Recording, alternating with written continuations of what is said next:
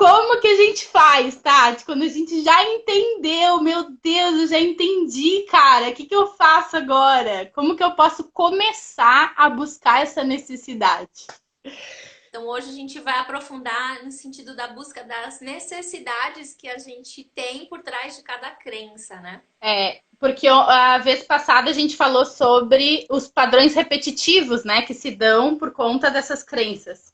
E aí não adianta a gente querer trocar uma crença sem encontrar a necessidade que está por trás, porque de alguma forma ela vai aparecer para suprir essa necessidade, né, de alguma forma. Então, hoje é como que a gente faz, né, para encontrar e descobrir essa necessidade que está por trás, às vezes é bem profunda, para que o nosso padrão repetitivo se altere, né? Que a gente não continue repetindo o mesmo padrão, às vezes em diferentes situações, e às vezes em diferentes pessoas, em relações, em um monte de coisa. Então, é interessante falar sobre aquilo que a gente falou, que todas as crenças e todos os padrões, eles estão sustentando alguma necessidade, alguma coisa. Então, é muito importante a gente ter esse cuidado para mexer nelas. Às vezes não é só substituir, né? E Sim. aí vem aquilo de que a gente precisa substituir quando algo dentro da gente já fez sentido. Primeiro, que faça o sentido e aquilo naturalmente vai se substituir, em vez de se forçar. Como que a gente faz, Tati? Quando a gente já entendeu, meu Deus, eu já entendi, cara. O que que eu faço agora? Como que eu posso começar a buscar essa necessidade? Então, porque normalmente a gente encontra uma crença e eu falo, o que que eu faço com ela? Até eu atendi uma paciente essa semana, eu já sei, eu tenho crença que dinheiro não dá em árvore, é muito difícil, eu tenho tal crença, mas não estou conseguindo realmente ser efetiva, né? Então a gente, fazendo esses estudos, né, tipo tem Theta Healing, né, que é essa terapia que também busca a origem das crenças, tem vários métodos e ferramentas, né? Que às vezes a gente faz a pergunta básica do porquê, mas a ideia é entender qual é a necessidade que vem desde a nossa infância, que faz parte da nossa formação de ego, né, de quando a gente está ainda crescendo e os pais estão ali cuidando, que é a necessidade de ser reconhecido, de ser amado, de ser útil, de ser livre. Essa busca das necessidades, elas têm relação também com a nossa formação, né? Depois de personalidade, porque tem pessoas que têm uma personalidade, um perfil que precisa mais estar no meio de pessoas, tem gente que tem um perfil mais de ser líder, tem gente que tem um perfil de querer produzir, de ter um produto, de ser perfeccionista naquilo, de ter algo, né, de um estudo. E aí, quando a gente vai dentro desse perfil, cada um vai ter uma necessidade diferente. Então, entra desde o do reconhecimento, né, de ser elogiado. Então, às vezes as pessoas vão sofrendo porque elas querem algo que é receber esse elogio de ser perfeccionista, esse entendimento de qual é a sua necessidade é o fundamental para a gente conseguir entrar nesse equilíbrio, né? De conseguir mudar a crença. Que aí a gente vai falar assim, nossa, mas por que eu estou querendo isso? Estou me preocupando com o que o outro está falando de mim. Aí você começa a questionar. Minha necessidade, é de ser elogiado. Então, fiquei frustrado porque eu não dei o melhor produto, o melhor trabalho e porque eu queria aquele elogio, eu me ralei de trabalhar, não vi minha família. Falei assim, mas por que eu estou entrando nesse ciclo? Faz sentido para mim? Qual é a minha prioridade, né? Então aí você começa a olhar todos os pontos para você poder encontrar onde que tá, sei lá que eu preciso disso. Então, essas perguntas, né? Será que é real essa necessidade ou ela é do ego, da infância de ser amado? Hoje eu sei que meu trabalho é bom, então eu dei o meu melhor, eu tenho esse tempo X para apresentar. Fala, Então a gente começa a olhar que, poxa, então eu vou priorizar que é algo fala, que é importante para mim. Então a gente começa a ser. Oi. fala para mim então que a gente fala de ego, né? Então, e a gente anda vendo muito ego como algo ruim. Até porque antigamente a gente falava, nossa, aquele cara tem muito ego. Eu não me lembro qual era a expressão que se usava. É egocêntrico, vai nos bailes só para aparecer. E a gente relaciona muito ao ego a algo negativo. Então, faz aquela separaçãozinha para mim do que é o ego, o que é o ID, e né? Como que a gente é composto. Tá. Quando a gente nasce, então a gente tem o nosso. O ID, é aquela parte indispensável do bebê que é dos desejos de ter, enfim, satisfeito. Então, por exemplo, tá com fome, eu preciso comida. Então, choro porque eu quero ter esse desejo de comer satisfeito. Eu tô com sede, eu não tô bem. Então, a gente se expressa e é, tipo, é o que salva o bebê. É super importante esses desejos internos que a gente já nasce com eles, a gente não controla. Tá lá no nosso inconsciente. Então, às vezes, a gente tá olhando ali, tá com fome e vai, né, no restaurante, nosso pedido não vem, a gente tá quase atacando o lanche do vizinho, porque é algo tão forte, né? Que é natural da gente, às vezes, querer suprir esses desejos de ter o prazer com algo, até de comprar alguma coisa e falar, eu preciso disso. Então, esse é o Esse, ID. esse E é aí e o tem o ID, né? nosso ego, mais Muita gente importante. fala, muita gente também fala ID, né? Isso, ID. Muito bom, Cris.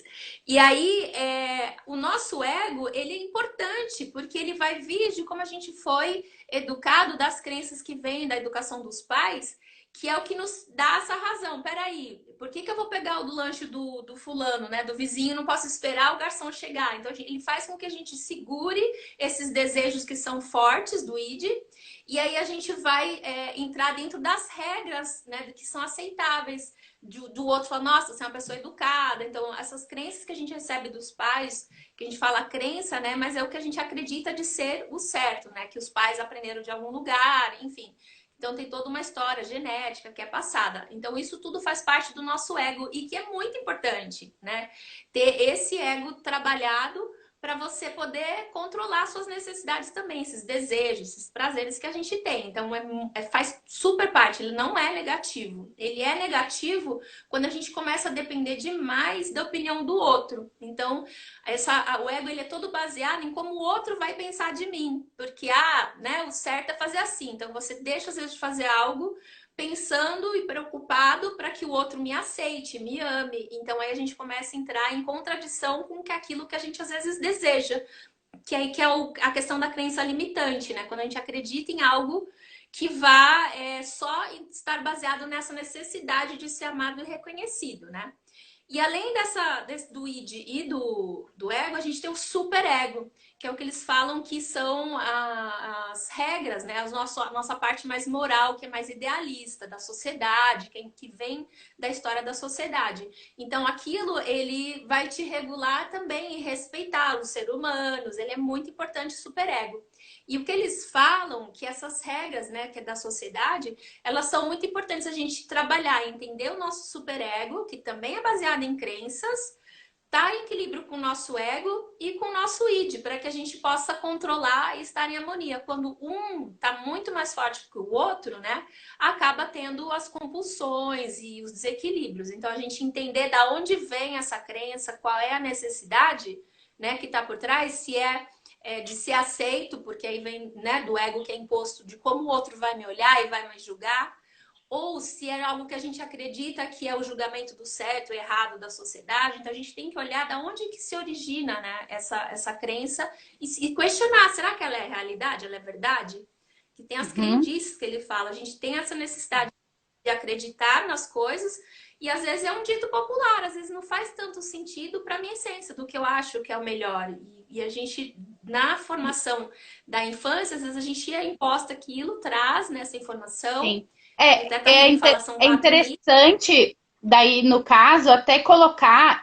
Eu vi que a Van fez uma pergunta, né? Quando a gente altera uma crença, a gente não substitui essa crença?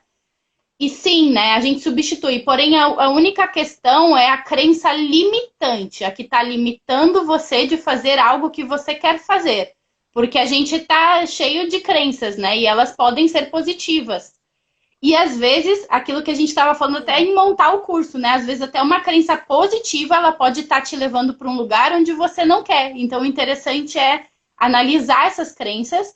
E sempre que a gente tem uma crença que está nos levando para um padrão que a gente não quer mais, é interessante substituir por ela que a gente consiga realizar ou ver que vai melhorar o que a gente quer, né? E aí, eu já pegando o gancho do que você estava falando, Nega, é legal então colocar, porque você começou falando, né, sobre de onde vem, mas a gente já tem esse caminhozinho de saber que tem vários lugares e tipos de crenças, né, que são elas. as crenças de alma, a primária, a histórica e a genética. Quer falar um pouquinho rápido sobre cada uma, só para a gente entender? Então, a primária, né, é aquela que vem dos pais, que é na nossa formação até mais ou menos 8 anos, que é tudo que os pais, como eles fazem, como eles reagem, como eles corrigem a gente, que a gente vai formando, tudo aquilo que a gente ouve e até o que a gente vê, né? Porque às vezes a gente ouve algo e vê os pais agindo, as pessoas agindo diferente. Então a gente começa a criar algumas crenças nessa fase. A genética é aquela que é dada de herança, então tem coisas que vêm de várias gerações e que tá, enfim, circulando ali e ela vai sendo passada, essa é genética. A crença de alma é algo mais intrínseco, né? Enfim, a gente nem sabe de onde a gente acredita aquilo, então vem da nossa existência e da nossa essência. E tem a histórica, que é mais dessa parte mais coletiva, né? Do que a sociedade faz, de que todo mundo acredita, a gente ouve fora na escola e começa a ouvir com os amigos, ouve na TV, enfim, todas as crenças que estão mais na sociedade é a coletiva e todas vão interferir. E como a Cris falou, né? A questão maior é se questionar, porque às vezes a gente só substituir a crença, né? Que tá limitando para alguma coisa que a gente quer, às vezes não faz sentido e não vai funcionar por uma afirmativa, algo que seja bom. Às vezes a gente só fala, ah, não, dinheiro é difícil, né, ganhar, tem que trabalhar firme, suado. Aí você fala, não, então vou substituir. Ah, dinheiro é fácil eu ganhar. Eu vou conseguir ganhar com muita facilidade, muita prosperidade. Mas aí você vai lá no seu dia a dia e fala, putz, mas não tá vindo dinheiro, né? Às vezes fica contraditório ainda. Você fala, não tô acreditando nessa nova crença que eu coloquei, né? E às Então, vezes e às vezes esse trabalho que a gente faz, ele vai levar você a um lugar onde às vezes você associa dinheiro à relação, a estar sozinho, a várias a mentir para você ter dinheiro, muito dinheiro, você precisa mentir, você precisa ser uma farsa. Tem um monte de coisas, às vezes, que você precisa encontrar, né, antes de alterar essa crença, porque senão vai voltar, né? E vai voltar em diferentes setores. E aí o legal que é esses trabalhos que a gente está fazendo, né, nas vivências, a gente está encontrando um lugar onde primeiro a gente sente e depois essa nova crença ela vem sozinha. É quase como se a gente não conseguisse repetir mais a mesma frase que a gente falou antes, né? Que aconteceu bastante da gente fazer, a gente está fazendo uns trabalhos que a pessoa chega num acesso e aí de repente ela vem um negócio assim, é muito incrível, né? Quando a gente vê esses insights, esses estalos, e fala assim, ó, caraca, entendi agora esse link, né? E aí a gente não precisa nem se forçar a falar a frase nova, porque já vai estar em você aquilo, né? Já, tipo, fez o sentido. E aí, nega, o que eu quero, né? Tá bom, já entendi, já sei, faço. Como que eu faço? Como que eu chego, né? E aí a gente tem aquele trabalhinho que eu acho legal apresentar, né? Que você até escreveu aqui nos nossos rascunhos, de como fazer isso, né? Desses processos. Quem, o que, quando, onde, por quê. Como é que a gente pode apresentar essa estrutura para a galera se autoanalisar aí um pouquinho? acho que talvez a gente possa, para cada um, pensar aí numa crença, né? E a gente talvez guiando e fazendo as perguntas, que a busca da necessidade, ela vem desse questionamento, né? Que a gente vai fazendo, que é a busca da crença raiz, né? Segundo o Theta Healing, que vem da necessidade, né? Então, é muito importante, primeiro, por que que você acha que, enfim, não sei, se alguém quiser escrever alguma crença aí pra gente trabalhar. Legal é encontrar primeiro, então, Vamos ver essas se alguém crenças, responde. assim. Às vezes a primeira coisa que vem, né, é anotar elas, né? E aí começar a fazer esse, né? Por que Isso. que você acredita nisso? Você tem certeza que isso é verdade, né? Essa realidade acontece para todo mundo na sua volta. É legal isso também, né? Acho que era legal praticar, de ir perguntando, vamos fazer um digging? Pode fazer. Ó, a Tati falou digging. O que é isso? Digging é cavar. Cavar é porque a gente tem vários níveis que as crenças ficam, que se instalam, né? E às vezes ela tá no nosso consciente, às vezes ela tá no nosso subconsciente, às vezes ela tá em algo muito mais superior que isso. Então, às vezes a gente encontra algo, acha que encontrou, mas ainda tem mais para cavar. E isso chama crença raiz, que a Tati já falou antes. Então, o digging, né, o cavar, né, que seria em inglês, é muito bom para encontrar essa raiz, onde você vai modificar várias outras crenças que estão nessa crença raiz. E aí pode fazer, nega, com eles, e aí eles já experimentam um pouquinho, né, por mais que seja pouco tempo, né? O Paulo colocou a monogamia, né? E é interessante, né? O porquê, porque cada um vai ter um lugar, né? Se isso é bom, se é ruim, ou por que que, enfim, teria que completar a sentença. Não sei se a crença, Paulo, você diz, é a monogamia é importante, a monogamia é a melhor forma de se relacionar. Teria que completar Ou essa não sentença para existe, é. poder fazer um E, digging, e né? aí aqui é interessante até colocar aquilo que a gente sempre fala sobre luz e sombra, né? De que não existe certo, não existe errado, existe o que funciona para você e no momento que você está vivendo. Então, às vezes, uma crença ela não precisa perdurar Sim. tipo a vida inteira, né? Então, sempre não julgar, né? Não falar, isso deveria, nossa, deveria é uma coisa que né, limita a gente e aprisiona a gente, né? Deveria. Aí você faz um questionamento em cima desse deveria. Geralmente os deveria tem alguma coisa que, por quê, né? Agora o Paulo respondeu aqui que a monogamia é a melhor forma, porque para algumas pessoas vai ter a crença de que monogamia aprisiona, ou de que monogamia não faz sentido, não existe. Então cada um tem, né, o seu olhar, a sua experiência. Como ela pode ser limitante. Então, vamos colocar essa, né? Porque para um é a melhor forma e é muito incrível. Porque pode ser que para alguns, se não tivesse essa crença, não teria desenvolvido um relacionamento mais profundo. Porque se ele falasse, tanto faz, às vezes a pessoa acaba não se envolvendo profundamente com uma pessoa e superficialmente com várias. E às vezes aquilo que ele precisava naquele momento é ter aquele relacionamento, é viver aquela experiência. Então essa crença pode ter ajudar, né? Por que que é? Porque às vezes veio da religião, da onde veio? Porque o padre falou, minha mãe falou, porque só assim que a gente pode encontrar o amor verdadeiro. Então, a gente vai buscando, mas por quê, né? Precisa de um amor É, verdadeiro? Porque a minha alma sente a necessidade. Então, oi. é legal colocar que ela não é limitante para todo mundo, ela é limitante de acordo com a sua necessidade. Então, ela pode ser limitante, por exemplo, hoje e amanhã já não ser mais, amanhã ela ser uma liberdade, né? Então, é legal a gente entender que não existe uma resposta concreta e certa que a gente pode dar, e sim esse questionamento de se para você essa crença está te levando no lugar onde você quer. E aí, para isso, você vai precisar encontrar a necessidade que tem por trás disso.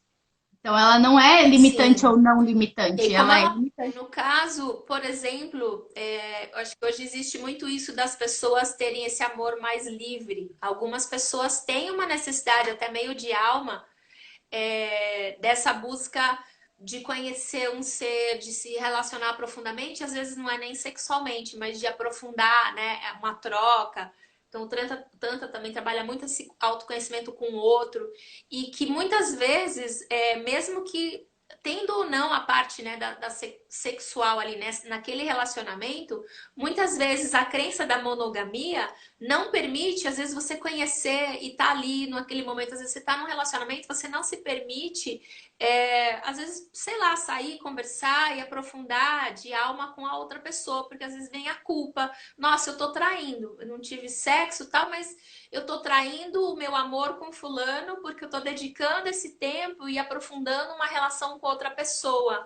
Então é nesse ponto que começa a entrar a culpa, é que a gente diz que é limitante, porque a gente começa a entrar no sofrimento, começa a ficar contraditório, mas eu gosto de estar perto dessa pessoa, de compartilhar esse tempo, né? E essa questão da monogamia, dependendo do nível que é, pessoas que às vezes não vai, não sai nem com os amigos se o namorado, o companheiro, não quer ir. Então ele começa a deixar de fazer coisas que dão prazer, às vezes deixa de ir dançar, porque às vezes a pessoa, o companheiro até fala, não, vai, mas a pessoa vê que o outro não faria isso com ele. Então ele entra num lugar de culpa, de se julgar, né, não digno dessa relação. Então ele não vive feliz.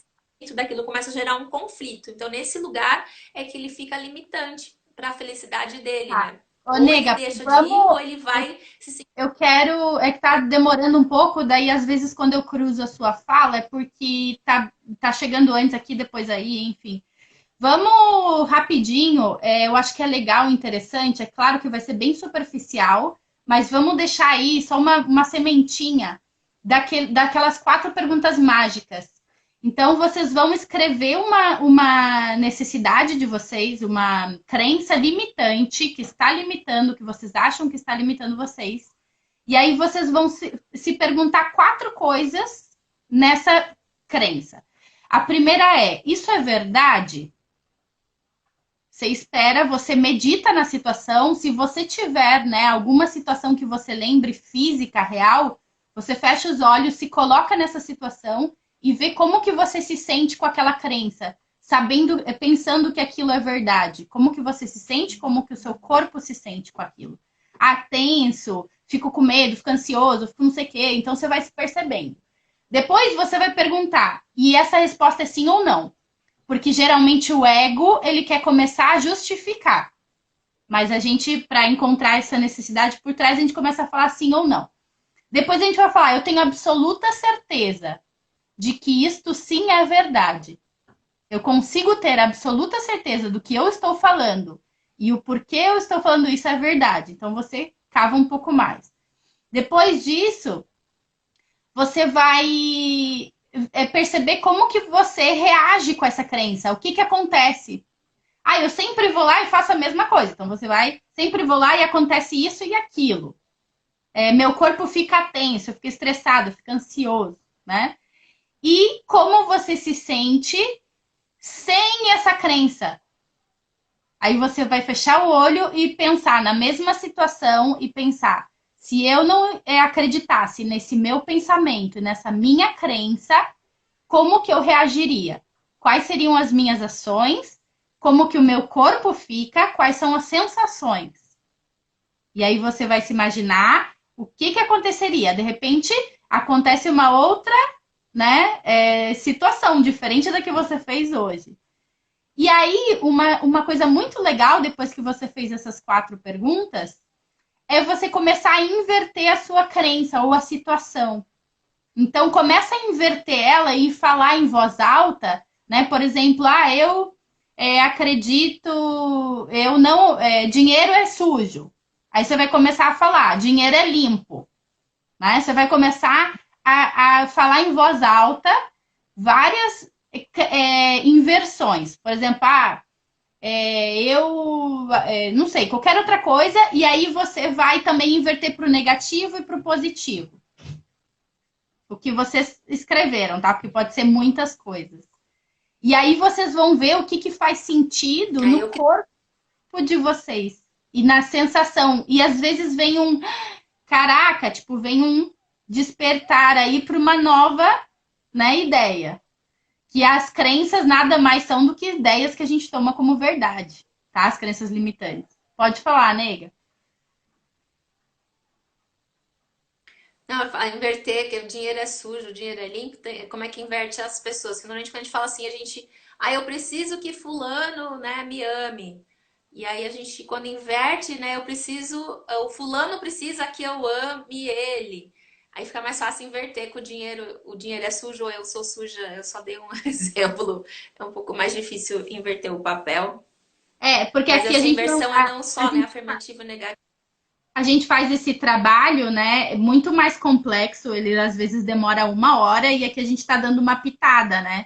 E a gente faz de acordo a uma situação que gera uma emoção, né? E aqui a gente está fazendo em cima de uma crença que pode ser, né, sem um segundo sujeito, no caso, né? Mas eu acho que é isso, né? E então eu acho que o importante que fica ressaltado aqui é encontrar essa necessidade, né? Trabalhar essa necessidade para a gente poder cumprir com essa necessidade antes de ter uma ação que a gente não quer. E essa busca sempre, é verdade, por que eu preciso disso? Acho que antes de fazer essa busca é legal fazer buscar se é realmente não existe outras, né? E cavando e fazendo essas perguntas em todos os níveis. Quando eu acho lá a necessidade, eu preciso que fulano me ame.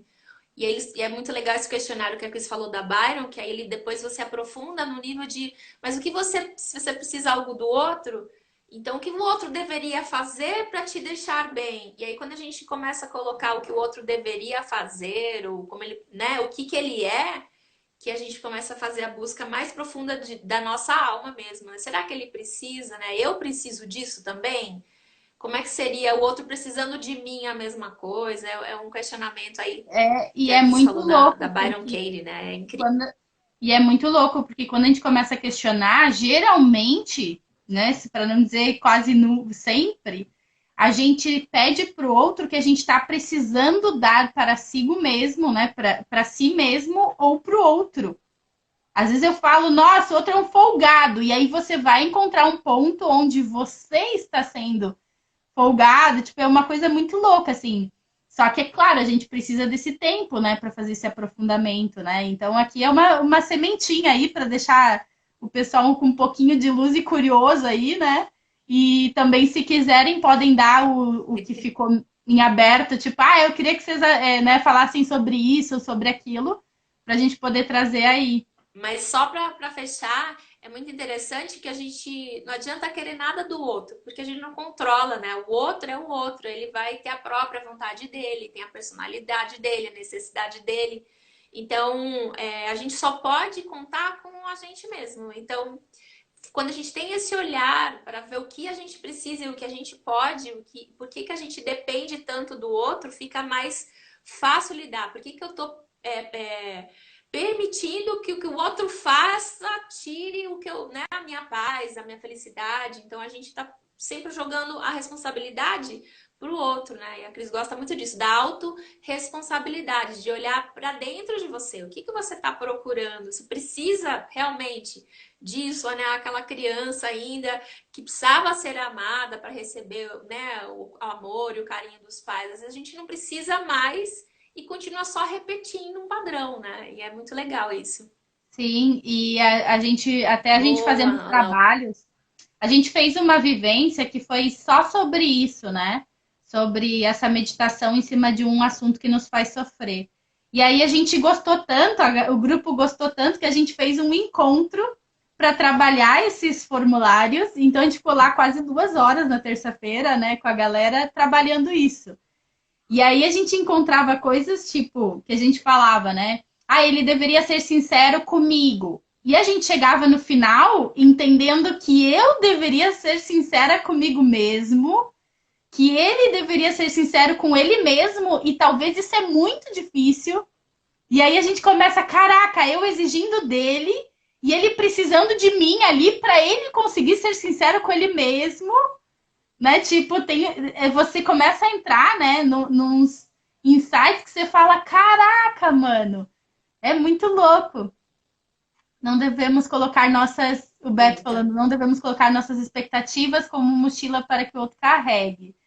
Eu acho assim, eu acho legal quando a gente começa a fazer esse trabalho de autoconsciência, a gente costuma começar a se machucar às vezes, ou se julgar, ou falar, putz, não acredito que eu fiz aquilo. Mas eu acho que a gente deveria começar, olha, os deveria, né? A gente pode começar a se enxergar como tá tentando enxergar o outro. Então, tá tudo bem eu ter feito aquilo, tá tudo bem como um alerta, tá tudo bem eu sentir o que eu sinto, mas eu acho que a clareza disso traz mais harmonia para todo mundo, né? Porque daí a gente não fica exigindo uma Sim. coisa que às vezes a gente ganha essa coisa e ainda assim não está satisfeito, porque não era isso, né? Então eu acho que a grande questão é essa, é trazer uma autopercepção, mas também não se julgar. Porque muitas vezes a gente começa nessa questão de autoanálise e começa a achar que a gente tem que ficar neutro, e isso é muito perigoso, diante das situações e das relações. Sim. Ai, não, então eu sei que eu sou, né? Eu falo, do eu leva para casa que é teu, né? Como tipo, trabalha você, tudo bem, mas você está ali interagindo. Então, às vezes, o aceitar o que está acontecendo, o aceitar, sem esse véu de julgamento, faz a gente enxergar com mais clareza a minha necessidade e a necessidade do outro. Mas não é que não existe uma necessidade. Então, aquela necessidade existe e quando eu aceito aquelas necessidades, é onde eu consigo tomar uma ação em base àquela necessidade. Então, é o contrário de se anular e ver tudo tipo, ah, não, tudo é culpa minha, tudo é não sei o quê, né? E é muito importante isso que você está falando, Cris, porque quando a gente consegue entender a minha necessidade e entender a do outro, a gente consegue estar com mais respeito ao que o outro precisa, sem vir naquela emoção de ai que raiva porque ele fez tal coisa, mas a gente, putz, mas ele, se ele fez ou ele falou tal, né, tal ação, é de olhar que ele tinha uma necessidade, porque eu consigo entender a minha, então isso é muito importante entender a nossa para poder enxergar o do outro. E para não entrar, que é algo muito comum, né? Quando a Cris fala da gente ser neutro, né? E é o perigo, que é o feedback que eles falam de equilíbrio. Então, para não gerar conflito, aí eu vou falando tá tudo bem, né? A gente vai engolindo ali aquela situação, apesar de não estar bem. Então, não é esse ser neutro e não ter uma reação, mas poder entender, nossa, eu tô vendo que você tá precisando disso, de que você tá sentindo isso, mas eu tenho meu ponto também, né? Eu preciso disso e disso. Então, de estar olhando, será que a gente, né, tá bem nessa relação? Eu tenho que ser, eu vou te respeitar, mas também tem que respeitar meu espaço. Porque senão o equilíbrio chega um momento que não aguenta mais, né? Vai acumulando aquele equilíbrio, a pessoa tá fazendo algo que é muito ruim para você, e aí você vai só engolindo aquilo, e vai engolindo, chega na hora que briga e termina uma amizade, um relacionamento, porque você fez tanto equilíbrio, o outro não vai nem entender, ué, eu sempre fiz isso, ela nunca reclamou, a pessoa não tem como melhorar ou ter uma atitude nova se a gente não consegue expressar isso. Então, por isso que depois tem outro workshop aí falando de comunicação, porque não é só entender o outro, escutar, mas também expressar o que você sente, E eu acho... sem agressão, né? Para ter e exatamente isso que eu ia falar, só que chega tarde aqui, né? E é bem legal isso, né? De quando você entende a necessidade, você consegue ser mais amoroso na forma que você coloca essa necessidade. Porque se você não entende, vem através de raiva expressada, né? Tudo bem sentir a raiva também, mas vem de uma forma que às vezes você putz, por que eu fiz aquilo, né? E aí é interessante que até eu tava conversando com uma prima minha esses dias e eu falei sobre um cara que, enquanto eu trabalhava lá no DA2, ele ficava sempre tipo, nossa, ela tá brava hoje, nossa, ela nem olha, e começava a falar coisas, né, julgando o meu jeito, mas o olhar dele sempre me olhando me invadia, né, e começava a me atrapalhar ali onde eu tinha que estar trabalhando. E aí chegou um dia que eu falei assim, olha, desculpa, mas é porque o seu olhar, ele acaba me atrapalhando. E aí falei, assim, de uma forma que ele, nossa, desculpa. Então ele entendeu de uma forma amorosa e foi até melhor para a situação, né? Porque daí eu fiquei bem, ele ficou bem e todo mundo entendeu o seu limite. E aí quando eu contei isso para uma prima minha, ela falou, nossa, nunca que eu ia ter pensado nisso. Eu ia falar assim, nossa, o que você tá olhando? Né? E aí, se você entende que a minha necessidade era do meu espaço não ser invadido, de, né, várias coisas ali, você consegue falar, olha, eu sinto isso e aquilo. Então fica muito mais claro, né? E eu acho que traz até um despertar para todo mundo, né? Porque as pessoas não esperam, às vezes, né, tanta clareza. Falam assim, nossa, tipo, desculpa, né? Só acho que para fechar, Cris, quando você fala, né, dessa reação da emoção, que a gente não controla as emoções. E quando alguém fala algo que dentro da nossa crença, tá dentro do moral, que é absurdo, que a gente aprendeu lá, né? Uma crença do superego que fala assim, nossa, isso a gente julga de errado e aquilo nos fere, a nossa primeira emoção é de que raiva que fulano tá fazendo e tá falando isso, né? Então, olhar para dentro, peraí, por que eu tô com raiva? Ah, porque ele não deveria falar, então a necessidade é que respeite, né, as outras pessoas, não sei, enfim, onde ele feriu. Quando você começa a olhar e sai da emoção, é quando a nossa mente começa a tomar conta do nosso cérebro, porque é o cérebro que tem a emoção, né? Então você tá mais, se acalma, seu cérebro pode respirar, tá? Só para deixar claro, né? A gente tem todo um estudo, né, sobre a questão da emoção ser separada do sentimento, de onde vem a emoção. Então, qualquer coisa pode perguntar, porque geralmente a gente acha que emoção é uma coisa e isso se mistura muito, né?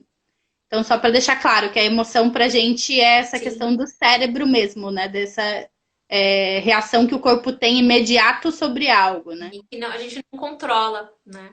O pensamento e traz um sentimento com o que acontece, a gente às vezes fica, né, mais amoroso e tal, mas você vê como é que o amor pula pro ódio tão rápido, né? Porque a raiva é um impulso que a gente não controla. Então, esse estudo aí, quem quiser saber mais, tem no introdutório, né, Cris? A gente já tem no Vai ter sábado quando? que vem aí, que a Dia gente fala 13, né? dia Então tá 13, bom. isso. Só o Beto acabou de falar aqui que o aceitar internamente não é fácil, como exercer isso não é automático. Realmente não é fácil, né? E aí que é o que a gente veio falando, que não é só dizer novas crenças e reafirmar que é assim, assim, que não funciona muito no racional. Tem que vir pela sensação, tem que fazer sentido para você entender da onde está vindo, qual é a necessidade, se aquilo faz sentido para sua alma, se não foi alguém que impôs. Então, de estar revendo mesmo seus conceitos, suas crenças, para que seja algo coerente. Tem que fazer sentido com o que você sente de alma, né? E eu quero agradecer mais uma vez para todo mundo que está aí nos assistindo e seguindo e participando, tá bom? Super beijo. A Cris deixou um beijo aí também, né, Cris? E a gente Desculpa que vai a minha conexão se tá muito falando. ruim, Bom gente.